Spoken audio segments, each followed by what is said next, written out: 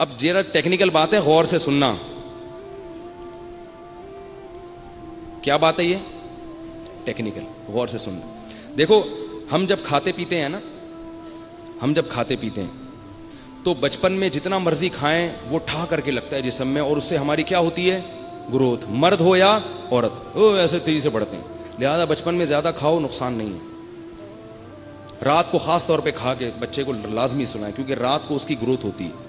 لیکن ایک وقت کے بعد آ کے وہ گروتھ رک جاتی ہے اور خوراک بڑھ جاتی ہے. بچہ کم کھاتا ہے اور بڑا زیادہ کھاتا ہے. اب گروتھ تو ہو نہیں رہی ہے، تو وہ جب آپ خوراک کھاؤ گے تو پھٹو گے کہ نہیں پھٹو گے؟ ہم بچپن میں اتنا نہیں کھاتے تھے جتنا اب کھاتے ہیں، تو اس خوراک کا یوٹیلائز ہونا ضروری ہے. تو قدرت کا بنایا ہوا نظام ہے جس کا کوئی آلٹرنیٹ نہیں ہے. قدرت نے اس خوراک کو یوٹیلائز کرنے کے لیے مرد کے لیے کوئی اور انتظام رکھا اور عورت کے لیے کوئی اور انتظام رکھا.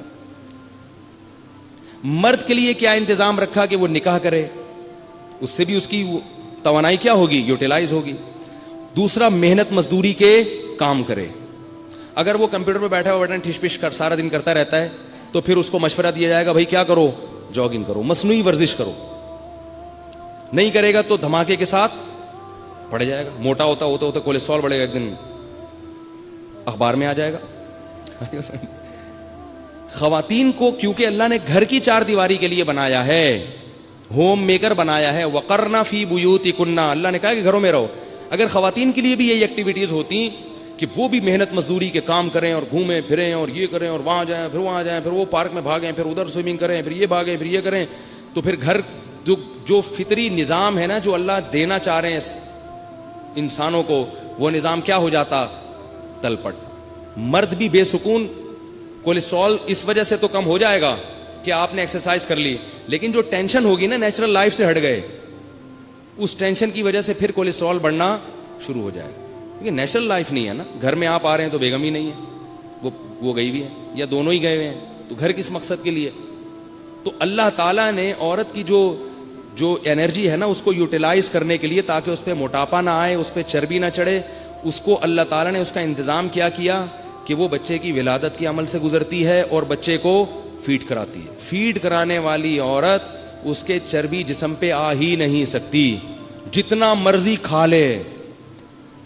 کیونکہ جب خواتین بچوں کو فیڈ کراتی ہیں بھوک ڈبل ہو جاتی ہے، کیونکہ فیڈ کرانے میں ٹھیک ٹھاک انرجی ان کی سرو ہوتی ہے.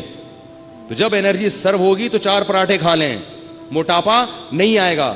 اب وہ خواتین اس چکر میں کہ یہ تو بڑی ٹینشن، اور ڈاکٹر نے ایکچولی منع کیا ہوا ہے کہ نہیں ابھی آپ کی صحت اجازت نہیں. نتیجہ کیا نکلتا ہے؟ ڈائٹنگ کرنی پڑتی ہے پھر ان کو. اور وہ ڈائٹنگ ہوتی ہے، اس کو ایک تو کرنا بڑا مشکل ہے. ڈائٹنگ کرنا اچھا آسان کام تھوڑی ہے.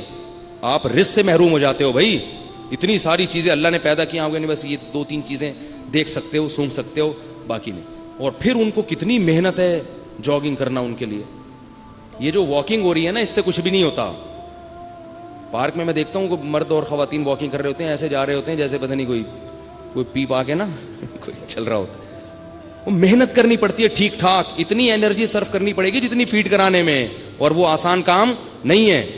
تبھی یہ جو انگریز عورتوں کی صحت اچھی ہوتی ہے نا، یہ ٹھیک ٹھاک ٹف ایکسرسائز کرتی ہیں. یہ تو اپنے آپ کو اس عذاب میں ڈالنے سے بہتر نہیں ہے کہ جو قدرت نے سسٹم دیا اس پہ آ جاؤ. اس کا ایک فائدہ کیا ہوگا؟ تمہیں اولاد بھی ملے گی، وہ تمہاری خدمت کرے گی، پاؤں دبائے گی. تمہاری جو ہے نا عورت کی تو حکمرانی ہی کس پر ہوتی ہے؟ اولاد پر ہوتی ہے. تو یہ میرا نظریہ، یہ میرا نہیں ہے، یہ فطرت کا ہے.